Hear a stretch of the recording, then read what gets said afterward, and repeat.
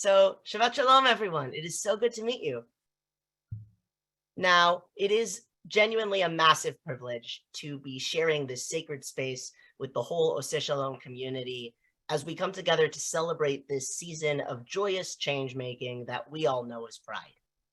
Now, coming back down Mount Sinai after the high of Shavuot last night, we ride this momentum of revelation into a time of revolution, a season of open doors, revealing all the myriad ways that our new futures can unfold.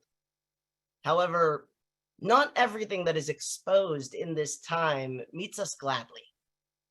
As we throw our closets wide and start searching for rainbow flags and flip-flops, that light streaming in reveals dust bunnies, cobwebs, quite a few skeletons, and, if you're looking closely, the shadow of a long and massive trunk between two long ivory teeth.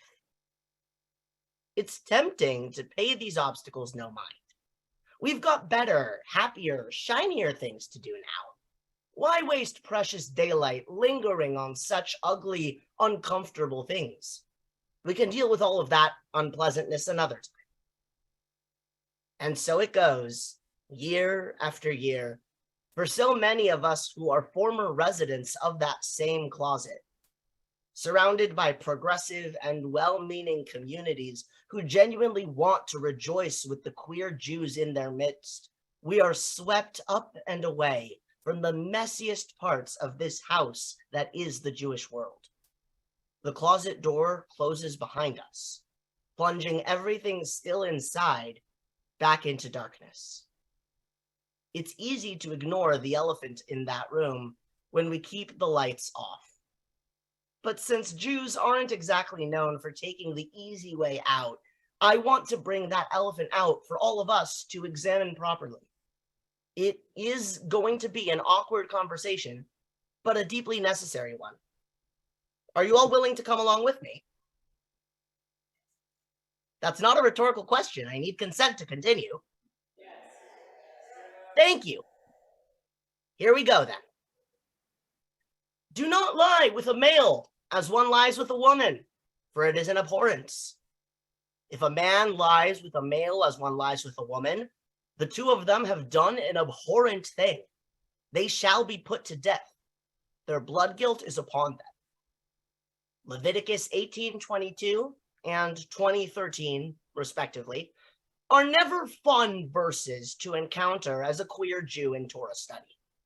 It's a less hostile meeting than reading them on signs waved outside of our gatherings, or hearing them yelled at us by angry street preachers, but it's no less uncomfortable. The reason for that discomfort, though, is different here. They were really just talking about adults having sex with kids. These verses are just warning about the dangers of infidelity.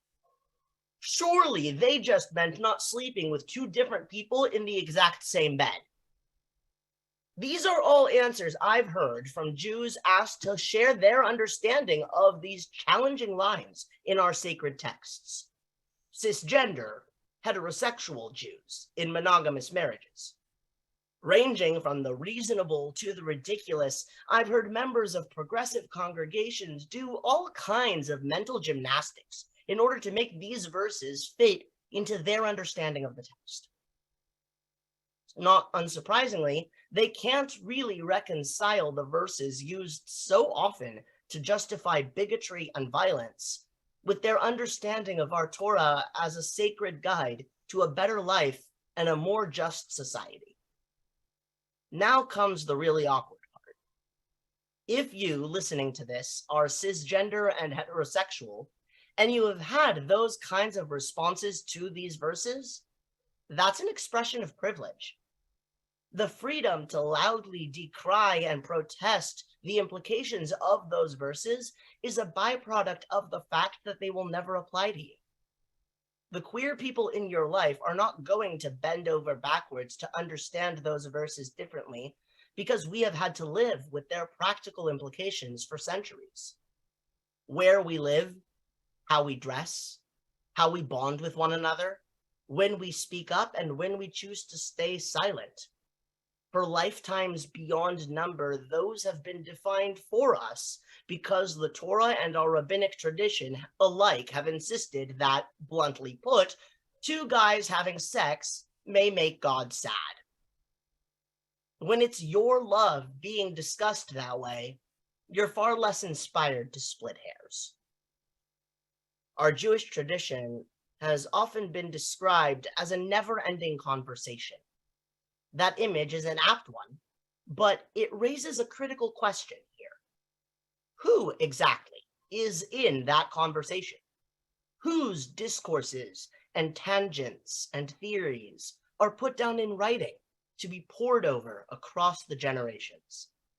In all the centuries that the legal ethics of queer sex have been discussed in our halls of study, how often have queer voices been explicitly present? In the historical anthology, A Rainbow Thread, queer Jewish historian Noam Sienna seeks to rectify that absence. Over the course of a decade, Sienna worked to collect primary sources that testify to the lives and loves of queer Jews through the ages. And his labors, let me tell you, bore the most stunning fruit. In his book, we find examples from an entire genre of homoerotic love poetry, written by medieval Jews in a variety of languages across the Hebrew and Arabic-speaking Jewish worlds. These are not clandestine pieces penned in shameful secrecy.